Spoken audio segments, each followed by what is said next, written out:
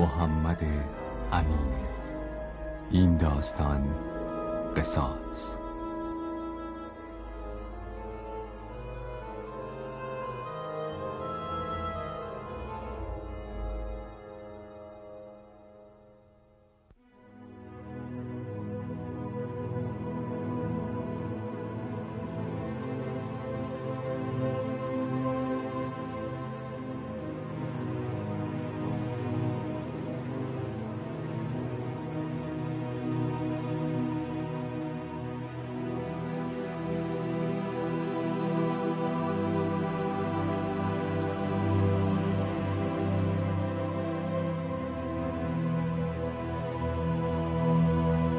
درود بر برگزیده حضرت حق.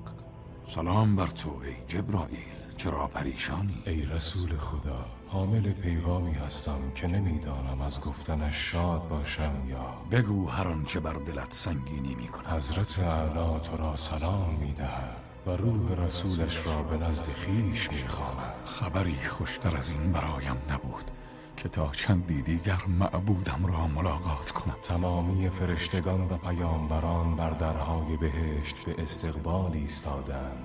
شادمان هفت آسمان را آذین بسته اند و آخرین فرستاده را انتظار میکشند.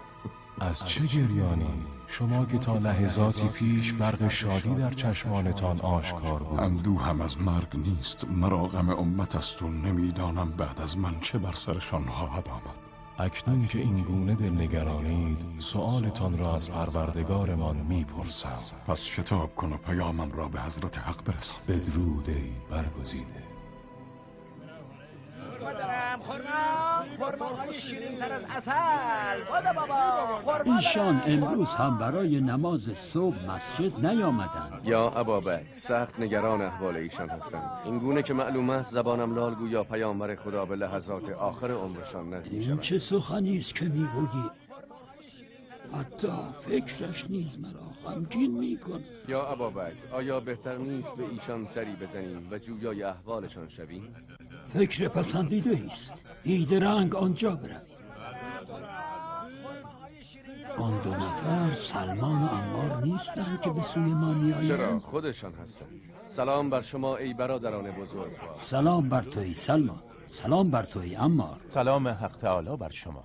درود خداوند بزرگ بر شما باد ای یاران. به کجا می رفتید؟ در این ظرف دوایی است که برای رسول خدا می بردم تا قدری دردشان را تسکین دهد. من نیز در این کوزه مقداری شیر به خانه ایشان میبرم تا بهانه ای باشد که پیامبر خدا را ملاقات کنم. چه اتفاق نیکویی. ما نیز قصد داشتیم به بالینشان برویم. آری، این گونه نیکوتر است. هنگامی که همگی ما را با هم ببینند خوشحالتر میشوند. درنگ نکنیم. بفرمایید. بفرمایید. راستی از علی ابن ابی طالب خبر ندارید؟ چندی است که او را ندیدم. آنگونه که من میدانم از وقتی رسول خدا در بستر بیماری افتاده اند علی از ایشان پرستاری می کند. از بالینشان بر نخواسته مگر برای نماز. گویا ایشان شب و روز خود را وقف نگهداری از رسول خدا کردند. خداوند علی و فاطمه را برای ما حفظ کنند. برادران، بهتر از شتاب کنیم تا هرچه زودتر برسیم. بله، بفرمایید برویم. بله، برویم. درنگ نکنیم، برویم تا نماز را با ایشان بخوانیم.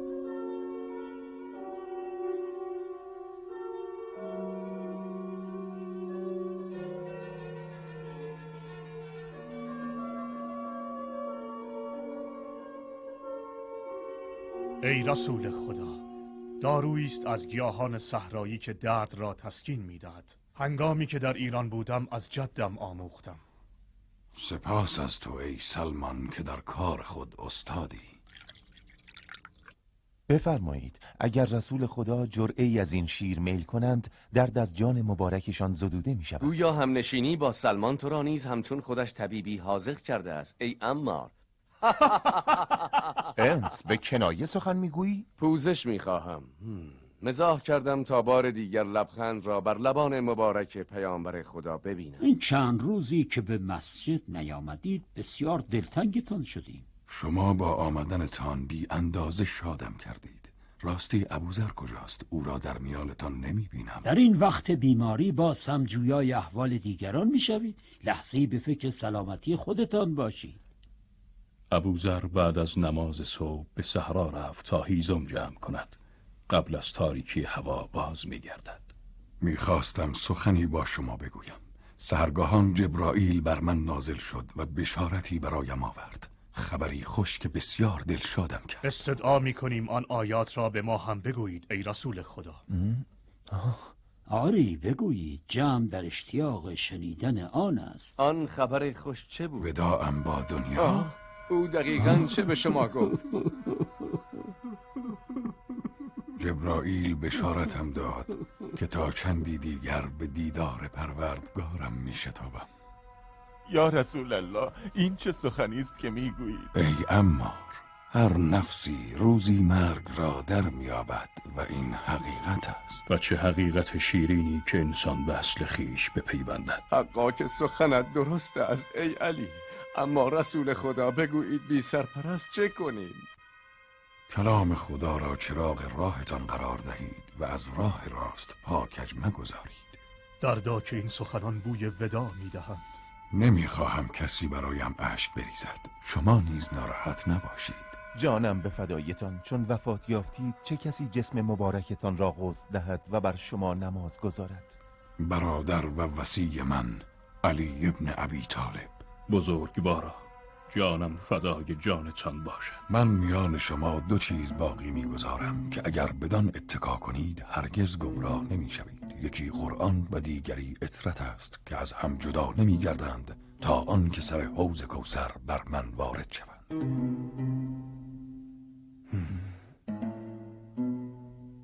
بلال، در چه حالی؟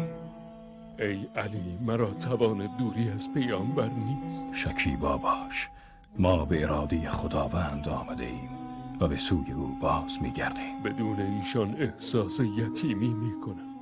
قوی باش و به نزد رسول خدا برو که در انتظار توست. اکنون به دیدارشان میروم. خداوندا، میدانم شکیبایی نیکوست، اما نه در مرگ رسولت، نه در جدای او که سخت و دردناک است. مرا صبر پیشه کن و یاورم باش. با من کاری داشتید ای رسول خدا؟ آری، به مسجد برو، از آن بگو و همه را خبر کن. از آن در این وقت روز؟ مردم را در مسجد جمع کنید که سخنی مهم با ایشان دارم. بزرگوارا، امری پیش آمده؟ کار مهمی است سلمان.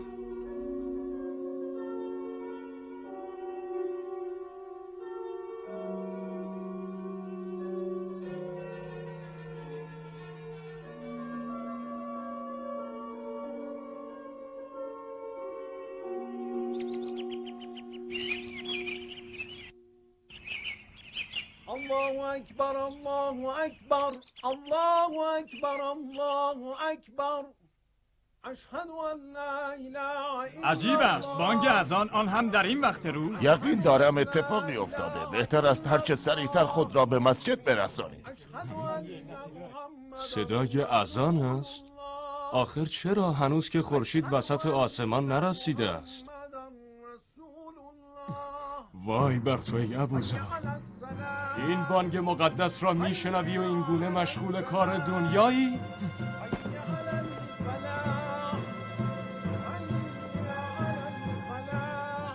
گمان میکنم این اذان بی موقع خبر از حادثه‌ای میدهد. آری، بهتر از شتاب کنیم و به مسجد برویم.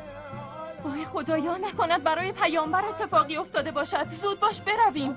پریشان مشو، حتما از مکی خبری آوردند.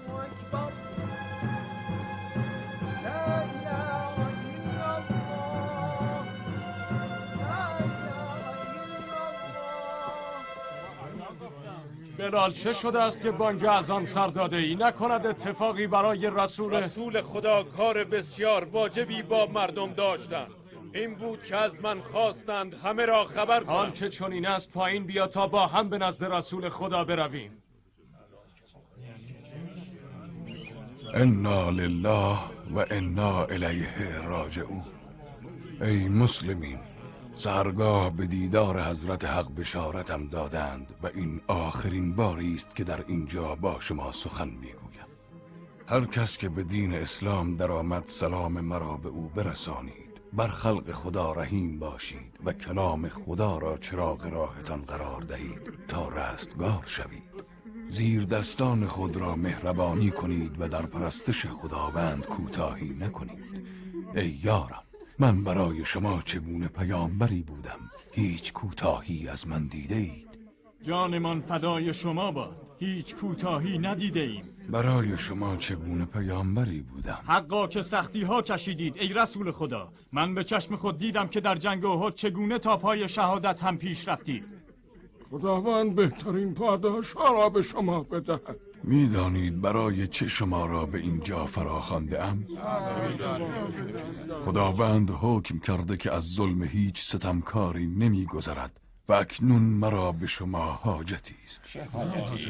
شما را به خدا قسم میدهم هر کس بر من حقی دارد یا به کسی به ناحق ستم روا داشته‌ام یا حقش را بگیرد و یا ببخشد، همین امروز همینجا، چرا که قصاص در این دنیا بسی آسانتر از آخرت است. این چه سخنی است رسول خدا؟ هیچ کس بر شما حقی ندارد. جان و روحمان به فدایتان. هیچ کس در دنیا گرامیتر از شما برای ما نیست که به راستی در حقمان پدری کردید. بار دیگر میگویم اگر بر من حقی دارید امروز بگیرید، به فردای قیامت مگذارید که مرا طاقت عذاب نیست. آیا کسی هست؟ من هستم ای رسول خدا.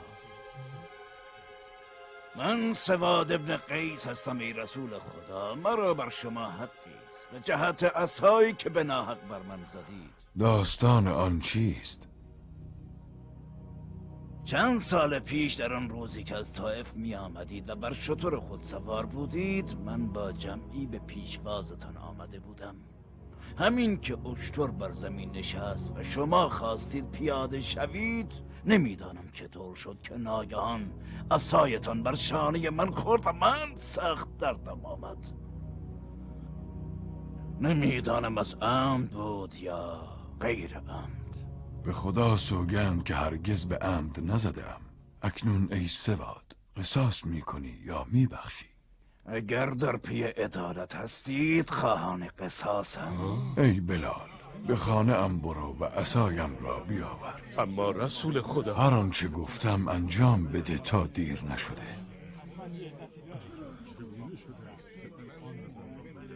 اگر نمی روی کس دیگری را بفرستم. خواهم رفت.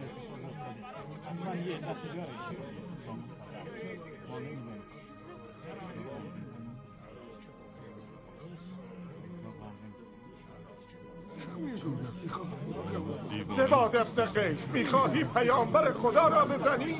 نفرین بر تو باد که این چنین خیره سری.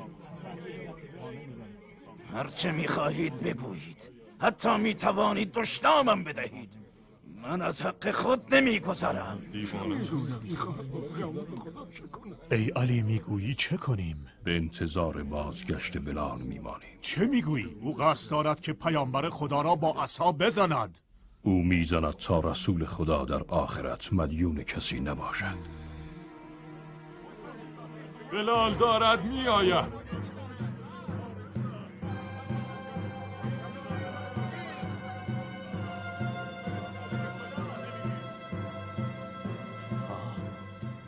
خب سواد، جلوتر بیا و مرا قصاص کن. احسنت ای سواد که پیامبر خدا را بخشیدی. خداوند پاداش گذشتت را بدهد. ای رسول خدا، اگر خواهان عدالت هستید، این عصایی نیست که مرا با آن زدید. من همان عصا را میخواهم. دانستم. عصای ممشوق را میگویی که در سفرها با خود میبردم. آن در خانه فاطمه است. ای بلال، برو و عصا را از دخترم بگیر. چشم.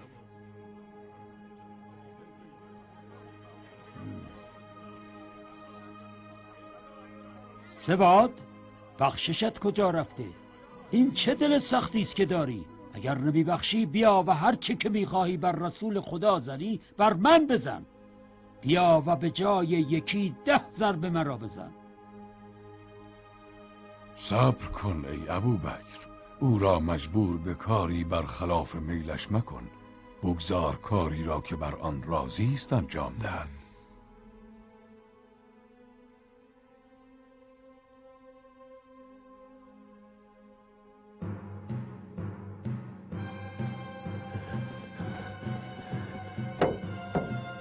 کیست؟ بلال هستم. سلام بر دخت نبی. سلام بر تو ای بلال. از طرف پیامبر خدا آمدم تا عصای ممشوق را نزد ایشان ببرم. پدرم به چه منظور آن را می‌خواهند؟ بعد از ماجرای دیشب امروز پیامبر فرمودند که همه مردم را در مسجد جمع کنیم. اما در آنجا اتفاقی افتاد که ذکر آن مفصل است. همینجا بمان تا آن عصا را بیاورم. خود نیز با تو میآیم. در راه مفصلا توضیح ده چه پیش آمده است. به روی چشم.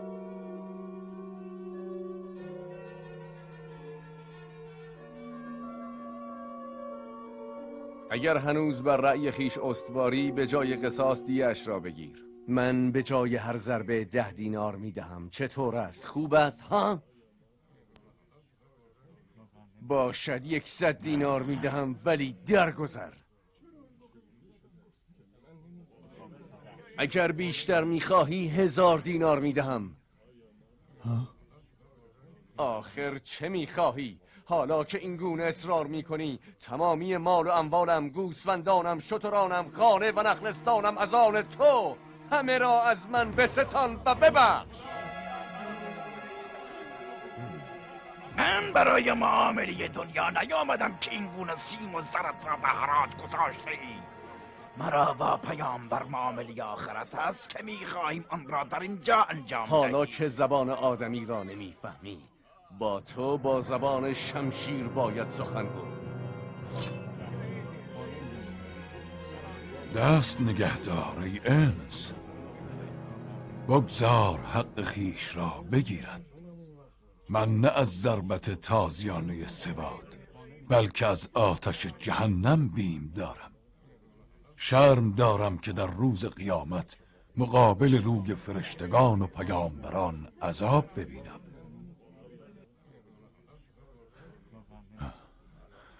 کاری را انجام بده که به آن ایمان داری. بلال و فاطمه آمدند.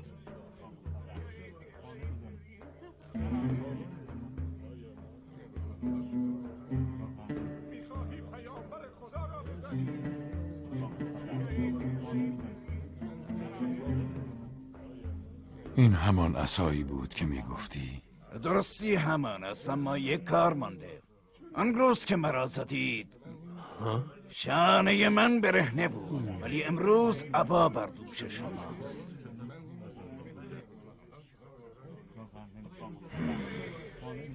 برای اینکه تو را شرم نیاید نگاهم را به زمین می‌افکنم تا قصاصم کنی.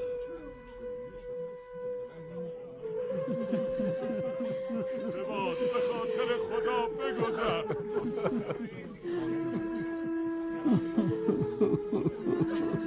الله اکبر، لا اله الا الله. الله اکبر. خدایا به ما رحم کن. سواد به خاطر خدا بگذر.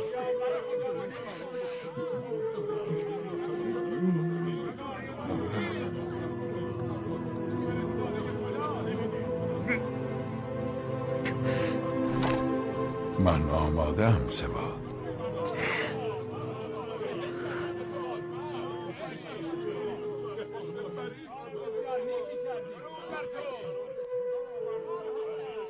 یا رسول خدا، هرگز آن روز نباشد که بخواهم بر شما ضربه ای بزنم. 100,000 بار جان من فدای یک تار موی شما با. همه خواسته من این بود که بتوانم بر شانه مبارک شما بوسه زنم و از ترس آتش دوزخ به گرمای آغوشتان پناه برم.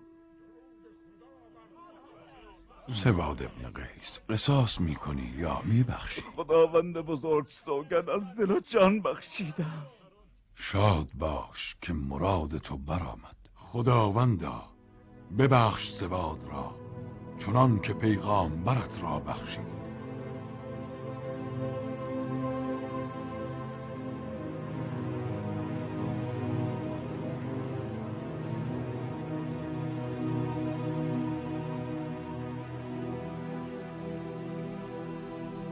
ای دوست، چرا چنین دیر آمدی و مرا به انتظار گذاشتی؟ ای رسول خدا، در آسمان ها تمامی پیامبران بر تو درود میفرستند. مرا از حضرت حق سؤالی بود که بعد از من چه کسی در این دنیا نگهبان امتم خواهد بود؟ حضرت اعلی درود فرستاد و فرمود دلشاد دار که نگاهدار امت اسلام خود ایشان می باشند. این آخرین آمدن من به زمین بود و بعد از تو ای محمد دیگر حاجتی در دنیا ندارم. پروردگارا، تو را برای همه خوبی ها و زیبایی هایی که در جهان قرار دادی سپاس میگویم و خالصان خود را تسلیم فرمان تو میگویم.